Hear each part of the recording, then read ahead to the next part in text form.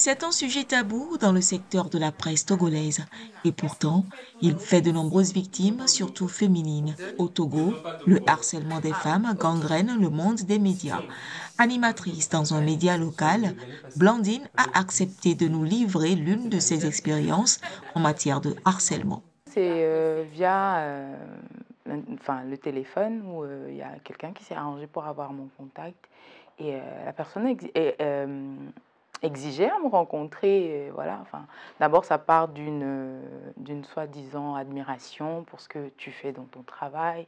Blandine, j'aime bien ce que tu fais, etc. Mais après, c'est parti au-delà de ces admirations. Donc, c'est beaucoup de courtoisie. Après, j'ai vraiment essayé de faire comprendre à la personne que je n'étais pas intéressée par voilà, une supposée relation entre nous, quoi, et il ne fallait pas qu'il insiste. J'ai eu finalement à couper les ponts avec la personne sur tous les réseaux sociaux, même sur mon numéro direct, et voilà.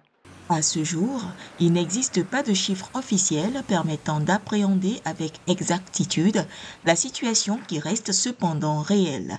À l'Association des femmes professionnelles des médias, le harcèlement est considéré comme un frein à l'épanouissement socio-professionnel et prend de nombreuses formes dont les plus courantes sont les formes psychologiques et sexuelles. On va citer des exemples à ne point en finir, mais déjà, passons déjà par l'aspect d'une personne qui embauche et de la personne qui est recrutée.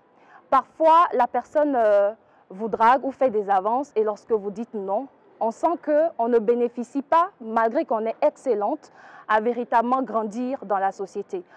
Lorsqu'on prend par exemple au poste technique, un technicien qui drague une animatrice, une présentatrice du journal, vous vous imaginez lorsque la personne tente de bâcler le travail de la personne à l'antenne juste parce qu'elle avait dit non à ses avances, c'est de l'harcèlement.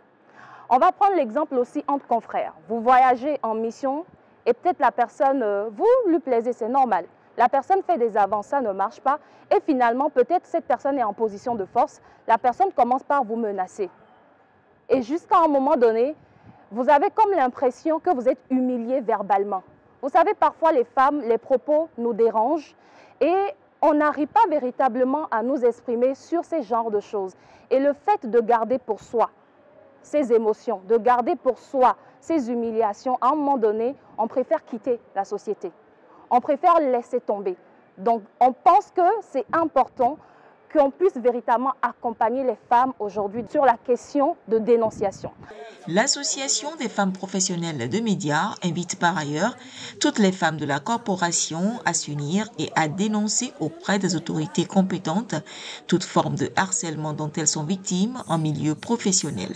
Au-delà, je voudrais que des techniciens qui s'y connaissent dans le domaine fassent la part des choses pour que le monde des médias, ou plus que les citoyens togolais, essayent de connaître les limites de la drague et celui du harcèlement.